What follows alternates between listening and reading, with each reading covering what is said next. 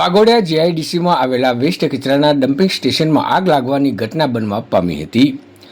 Waghodia જીઆઈડીસીનો waste કચરો dumping સ્ટેશનમાં નાખવામાં આવે છે. જે વેસ્ટ કચરાના ડમ્પિંગ સ્ટેશનમાં બપોરના સમયે આગ લાગવાની ઘટના બનવા પામી હતી. આગ લાગવાની ઘટનાના પગલે વડોદરા ફાયરની ટીમ, પારુલ યુનિવર્સિટીનું ફાયર ફાઇટર અને ગેલ ઇન્ડિયા લિમિટેડની ફાયરની ટીમોની મદદ લેવામાં આવી હતી અને 3 જેટલા ફાયર ફાઇટર ઘટના સ્થળે પહોંચી આગ પર કાબુ મેળવવાનો પ્રયત્ન કર્યો હતો. સાથે 2 જેટલા ટ્રેક્ટર અને ટેન્કરની મદદ લેવાઈ હતી. ત્યારે જીઆઈડીસીમાં આવેલું કચરા ડમ્પિંગ સ્ટેશન ગેરકાયદેસર છે કે કાયદેસર તે તપાસનો વિષય છે.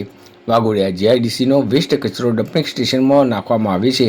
જે વાઘોડિયા જીઆઈડીસીના લાગતા વળગતા અધિકારીઓ આગના બનાવમાં મીડિયાને માહિતી આપવામાં દૂર કેમ રહ્યા હતા તે બાબતે ચિંતાનો વિષય છે. મામલતદાર કક્ષાના અધિકારીઓ પણ ઘટના સ્થળે પહોંચ્યા હતા અને આગ લાગવાનું કારણ ગરમી હોવાનું પ્રાથમિક તારણ જાણવા મળ્યું હતું. જ્યાં આગની ઘટના બની હતી તેની બિલકુલ બાજુમાં જ ગેસ બનાવતી કંપની આવેલી છે. જો આ કંપનીમાં આગની અસર થઈ હોત તો મોટી દુર્ઘટના બની શકે તેવી સંભાવના સેવવામાં આવી રહી છે. જોકે આગના આ બનાવમાં કોઈ નુકસાન થવા પામ્યું ન હતું.